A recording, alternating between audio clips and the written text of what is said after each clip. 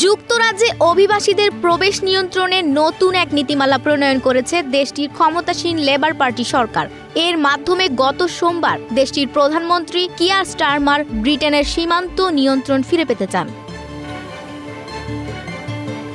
তিনি আরও জানান, বিগত কনজারভেটিভ পার্টি সরকারের আমলে নেট অভিবাসী প্রায় 10 লাখে পৌঁছেছিল।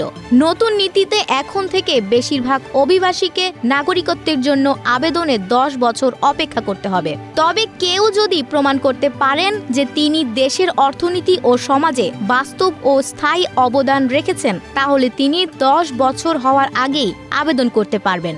উদাহরণস্বরূপ, যারা নিয়মিত আয়কর দেন, ন্যাশনাল হেলথ সেন্টারের চিকিৎসক, নার্স বা হাসপাতালের কর্মী হিসেবে কাজ করেন বা ব্যতিক্রমী স্বেচ্ছাসেবামূলক কাজে যুক্ত আছেন, তাদের জন্য এই সুযোগ থাকবে।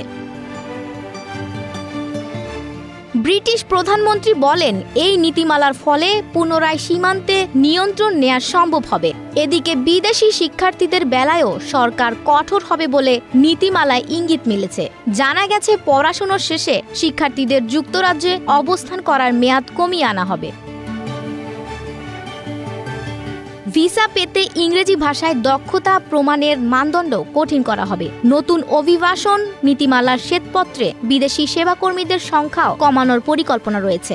এ বছরের শেষ থেকে কেয়ার হোমগুলো আর সরাসরি বিদেশ থেকে কর্মী আনতে পারবে না। কর্মী নিয়োগ দিতে হবে নিজেদের দেশের ভিতর থেকেই। সেই সাথে যুক্তরাজ্যে বসবাসরত অভিবাসীদের জন্য আসছে কঠিন সময়।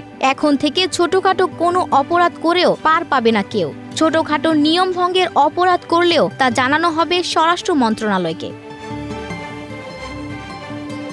ব্রিটিশ প্রধানমন্ত্রী সাংবাদিকদের বলেন, কোনো ভুল করা যাবে না। এই পরিকল্পনার মানে হলো অভিবাসীর সংখ্যা কমে আসবে।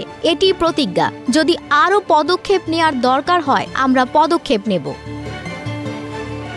আফসানা ভুইয়া, প্রবাস খবর।